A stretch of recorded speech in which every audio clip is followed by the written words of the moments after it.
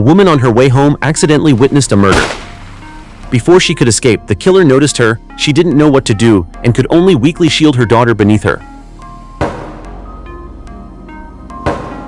After finishing the deed, the killer and his underlings drove away arrogantly. Meanwhile, the woman's husband was still at home waiting for his wife and daughter to return for dinner. Unexpectedly, what arrived was the tragic news brought by 2 police officers. Fortunately, there was another witness at the time, so the killer was quickly identified. But to everyone's surprise, the killer was no ordinary person. He was the leader of the largest local gang, with countless means to acquit himself. Just the next day, the woman who had identified the killer yesterday was found dead beside a garbage dump. With the witness gone, the killer swaggered out of the police station. When the deceased husband Frank heard the killer had been released innocent, he no longer believed the law could bring justice. He went to a gun shop, paid 10 times the price for a .38 caliber revolver, then drove to the killer's territory. After directly threatening the killer's underlings with his weapon, Frank learned the killer's hiding place. Consumed by rage, he stormed the enemy's lair alone.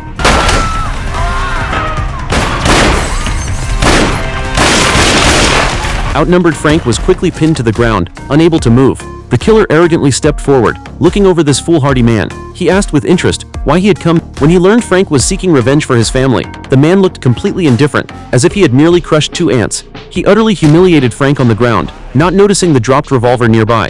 Frank seized the chance to grab the gun and pointed it at his enemy, but before he could pull the trigger, arriving police officers stopped him. The killer now acted like a good man and sued Frank for illegal trespassing, facing Frank with 5 years in prison. The policeman in charge of Frank's wife's case took pity on him, classifying his actions as a crime of passion caused by grief. But Frank had to plead guilty, so he could apply for parole. After at most a year in prison, Frank had no choice but to accept this reality.